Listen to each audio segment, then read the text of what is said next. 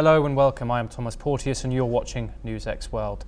We bring you this breaking news program today. Tensions between India and Pakistan have escalated following India's suspension of visa services to Pakistan.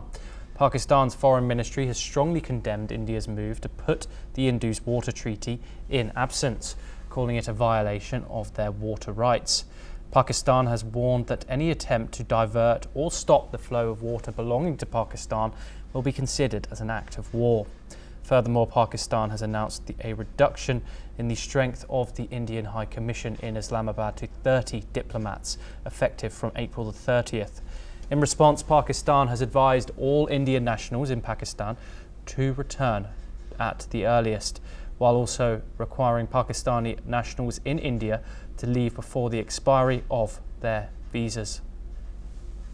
We are covering of this breaking news coming in now, and we're joined by Major General Shashi Asthana, former Additional Director of the Infantry, Global and Senior Defence Expert.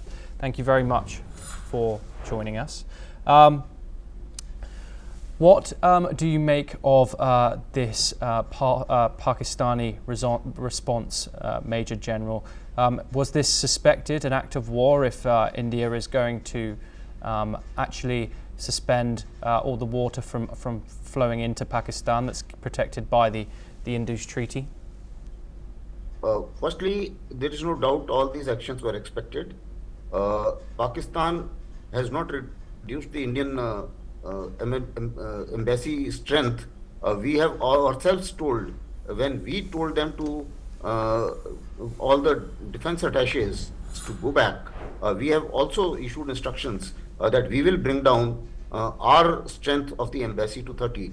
So this was an action already initiated by us. That's number one. As far as Indus Water Treaty is concerned, we have held it in abeyance, and the message was very clear. It is related to a punishment for a Pakistan-sponsored terrorist action. So if they treat it as an act of war, so be it, because it is meant to punish Pakistan anyway. We are not shying away if they feel that it is an act of war, and also whatever actions we have to take, we will continue to take. In case we are not for war, but notwithstanding that, if it is imposed on us, we are absolutely prepared for war as well. So that's the stance of the Indian government.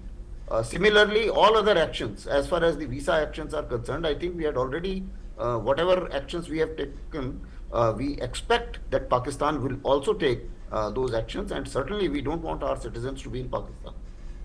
Yes, and Major General Asthana, what diplomatic back channels do you think that India and Pakistan still have, if any?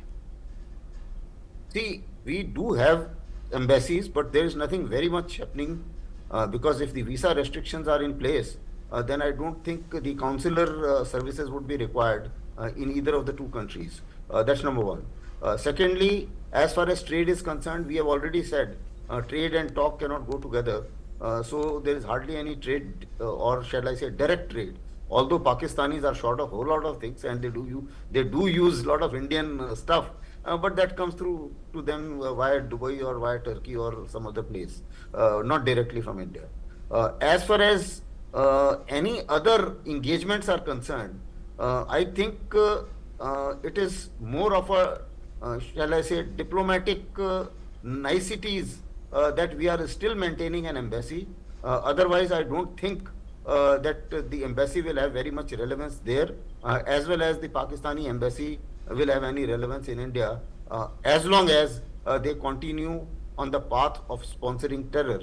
Because this particular terror action which has taken place in Pahalgam, it is sequel to what their Chief of Army Staff spoke 4 days back, and the linkages go to all the actions, and the evidences are also leading towards that it is a Pakistan-sponsored act, because it's a very well-planned operation.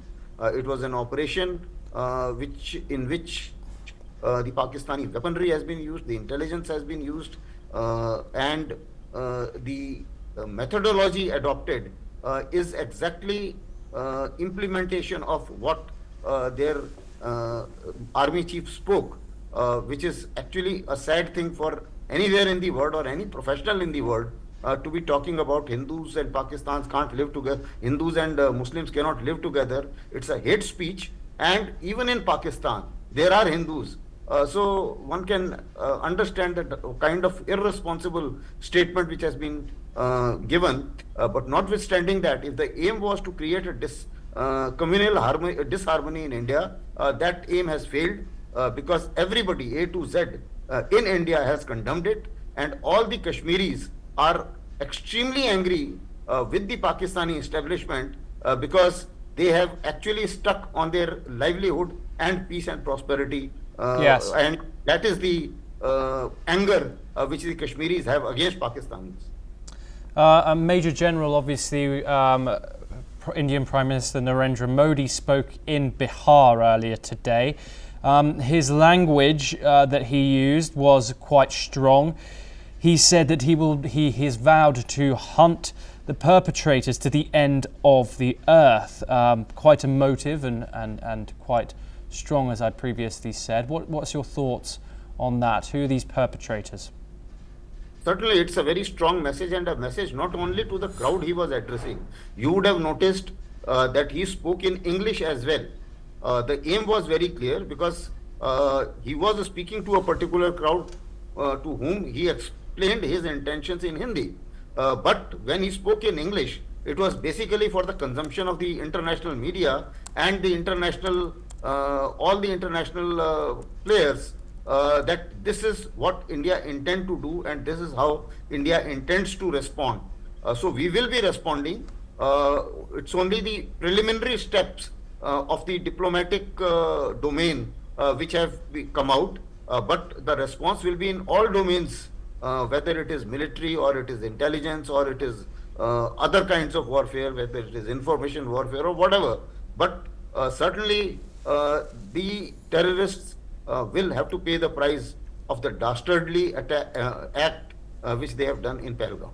Yes, Major General Astana, we've actually got some breaking news coming in now. There's actually more from Pakistan in a statement that adds in the absence of any credible investigation and verifiable evidence, India's attempts to link the attack with Pakistan are quote-unquote frivolous, devoid of rationality and defeat logic. It said that Pakistan and its armed forces remained fully capable and prepared to defend its sovereignty and territorial integrity.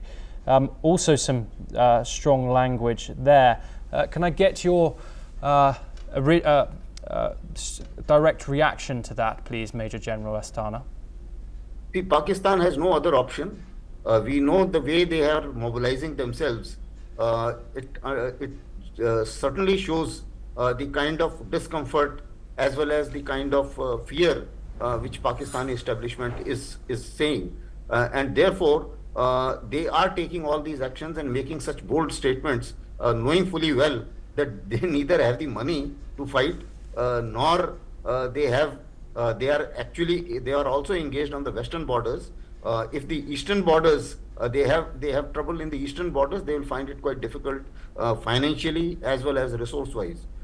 And in fact, we know that when in earlier circumstances, when they were engaged in the western border, they have been reaching out to Americans to say that please control Indians on the eastern border because we can't handle two together. So we know what their capabilities yes. are. This is a bravado which they are trying to speak. And we are not going to buy that. I don't think it will change the course of events to follow, which India has in mind, because we have to strike at the fountainhead of the terrorism. These terrorists are basically pawns and the operators, low-level operators. The planners, they need to be given a lesson, and certainly there is a cost, and the cost has to be paid because they have done something which is an attack on Indian, shall I say, reputation as well. Yes. In addition to our people, innocent people. Yes. We are joined by another guest, Major General Brajesh Kumar, former DG Military Infrastructure and Defence expert. Thank you very much for joining us.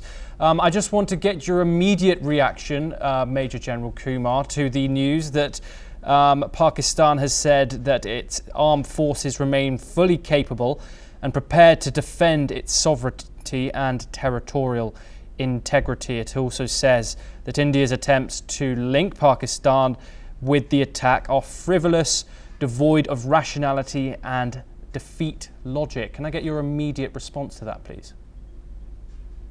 It's the same old story as the Pakistan ruling elite is concerned. They've been doing it all along for a long period of time. The fact that they've engineered a war, a grey zone war, we've been fighting a PSYOPs since 1989. It's a long journey. Their involvement is every bit here. More importantly, the reason they throw of the Pakistan army is enmity with India, and more importantly, keep the pot of the Kashmir boiling. We possibly were passive in the earlier years of INC. A tougher actions, simultaneous action at all levels, and a strong one at that was leading us to a Kashmir which is more peaceful, where normal activity gets started, tourists start flowing, and that shows the number. We have 21 million people visiting the Kashmir Valley last year. That raises the heckles.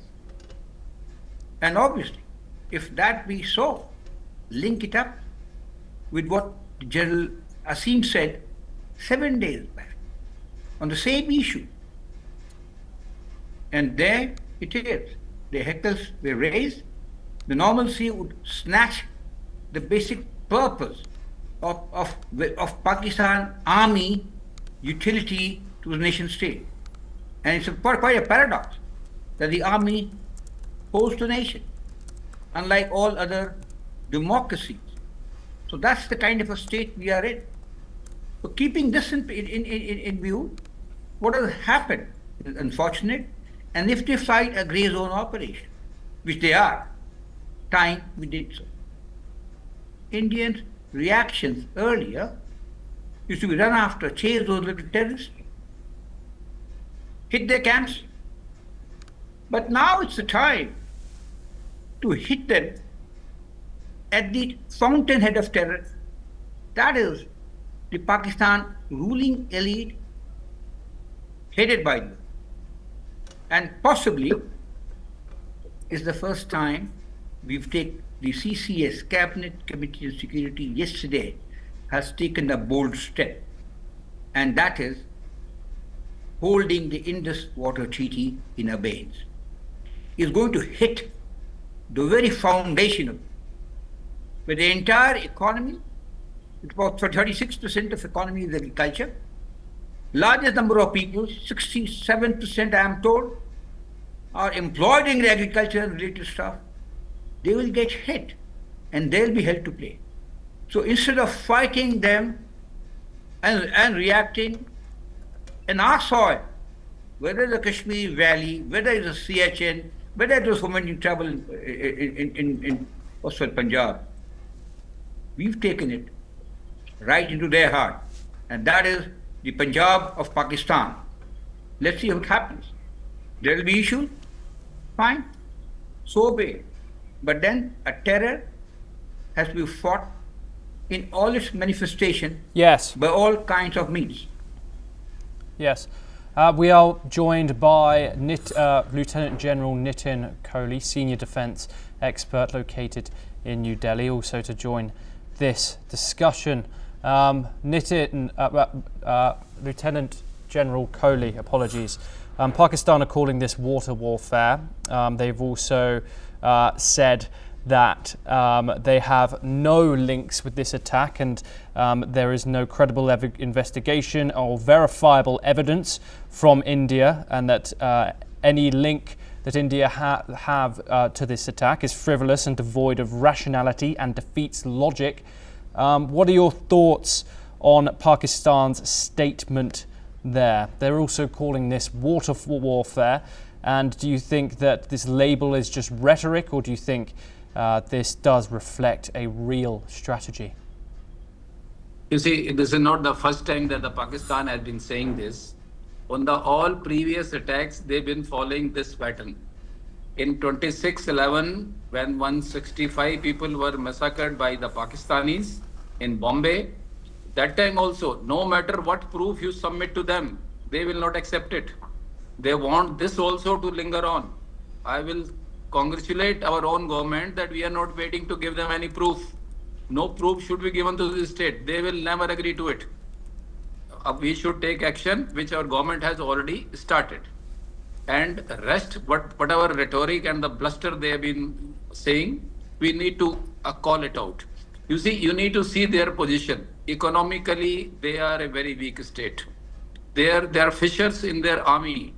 Their army soldiers are getting killed regularly by the BLA and the TTP, and they've been leaving the grounds and going. They are against their generals because there is a corruption in the Pakistan army. So their internal situation is very bad. General Munir himself is looking for extension. Now the time has come, and when he desperately wants extension as a chief. That is the reason he gave that speech. And if you look at their history, the pattern has been, whenever there is a domestic trouble, they will rake up Kashmir issue, they will rake up India issues so that they can divert the attention from the domestic issues and get their people along with them. And as far as Indus Water TT is concerned, they are shell-shocked because it has not happened in last 70 years. They could not think that we will take this kind of action. They've been quoting the 1960 that a treaty which is there, but there is a provision in that. Para 66 of Vienna Convention says if the basic conditions have changed, you can abrogate the treaty. We have not abrogated, we have suspended it. This will hit them hard. Their farmers today also are struggling, and they are up in arms against the army because they are diverting the water for their defense canals. And the water, if it doesn't go, it will hit them hard. Yes. So our actions are very bold, good actions, and our government is going in a very, very systematic way, in a very graduated manner. They will, whatever, and also you see these kinetic actions can't be taken as a knee-jerk action. I'm sure our government is thinking it through. They will see the conflict escalation ladder, what all can happen, and then I'm sure they will take appropriate action at the time of our own choosing. Yes. I want to move to Major General Astana next. As Lieutenant General Kohli was just talking about, this is the first time that this water treaty, the Indus Water Treaty, has been withdrawn from since 1960 when it was established.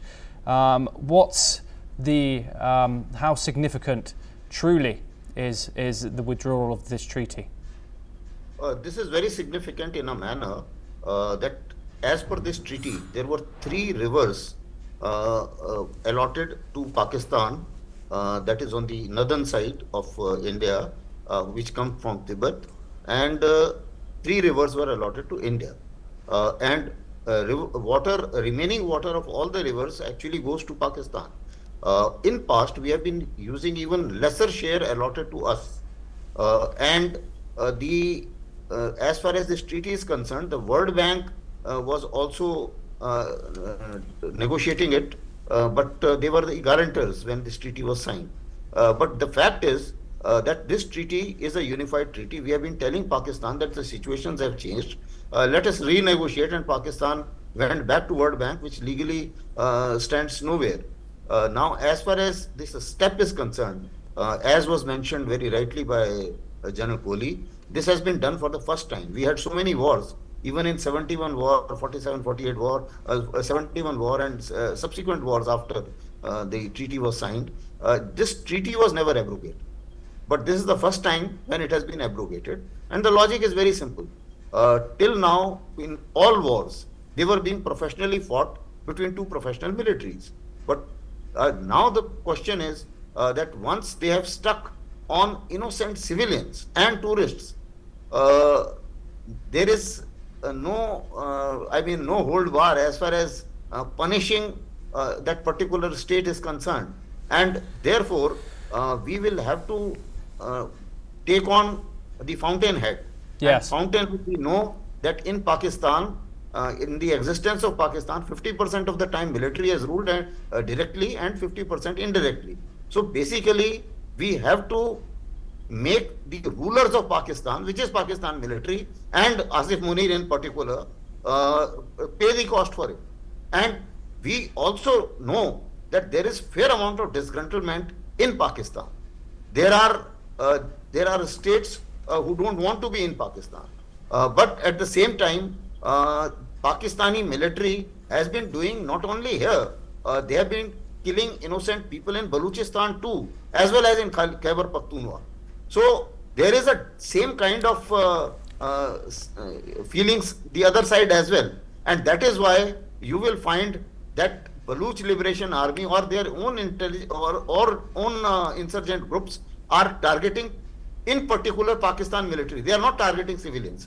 Even when they targeted a train, they identified the military personals and targeted them, Yes, and yeah. the ladies and children. So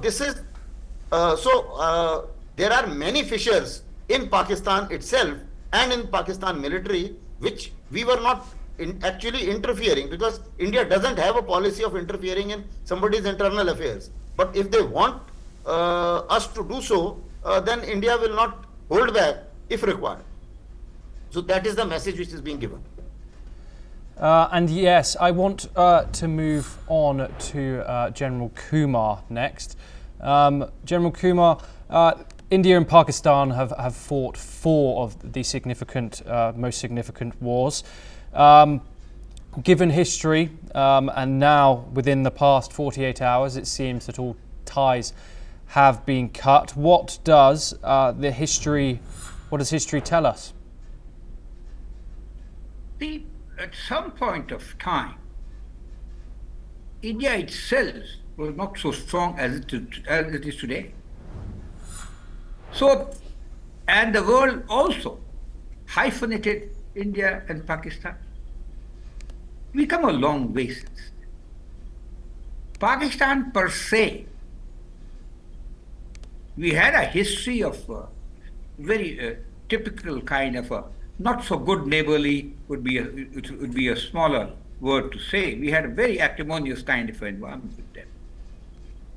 But then Pakistan never got used to the idea of being cut to size when its army getting defeated in 1971 war.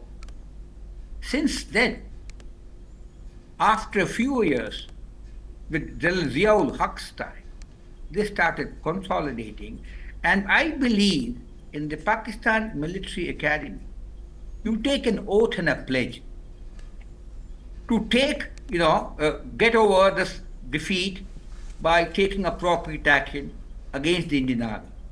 Now, even in the armed forces globally, when we do our exercise, we don't name nations, we don't name personality. We say, for example, if we have an exercise, so we might say Pakistan as the red line or red force, and a northern border as a blue force, or some kind of configuration. But then in this particular case, as far as our adversary of Pakistan is concerned, they have been training their youth, their army, actually against us, keeping shaping their mind in such a manner that they are committed and they do a whole lot of barbaric actions. The actions which they have done, whether it was later on operations in Kargil, with dealing with troops not following Geneva Convention, more importantly, not claiming the dead bodies theirs, who were actually participating in the operation, has put a lie to their whole lot of things per se. So they are actually, in today's environment, no longer a major competitor. Yes, the asymmetry war, which they started long time back, it continues with them. And now the government of India... I do apologise, General Kumar, we have some breaking news coming in.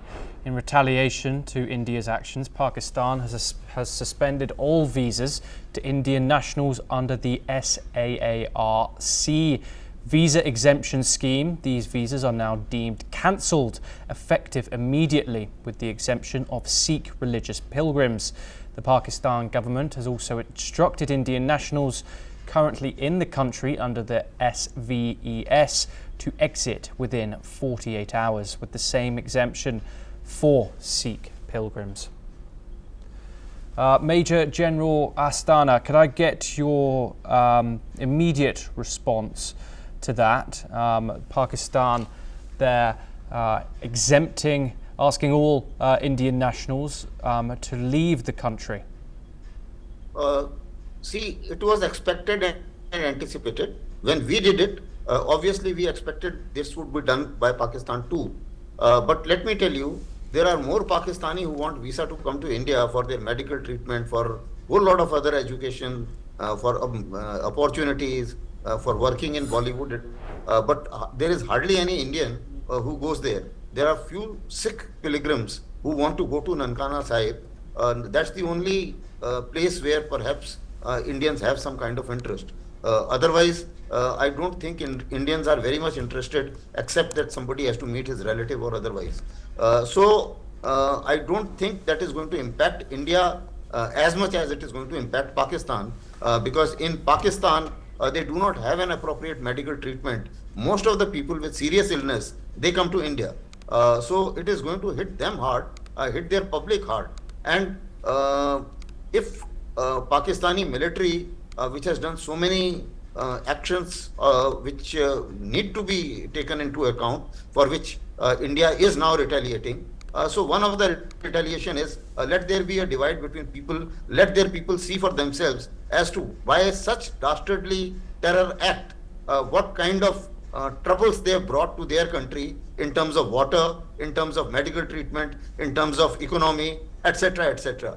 Because even if, let's say hypothetically, if they decide to fight with us, we are absolutely prepared, but then it comes at a cost. They do not have the money enough for their ammunition as well. So I'm sure Yes. They will put a brave face to us, but on the other side, they will dispatch somebody to USA to control India. I have no doubts about it. Just Yes. wait and watch. It's a matter of time. Well, that's all we have time for. We will continue to bring you all prominent updates. I want to thank my guests, Lieutenant General Nitin Kohli, Major General Brajesh Kumar, and Major General Shashi Atana. Thank you. That's all we have time for. We will continue to bring you more news updates from around the world. Thank you.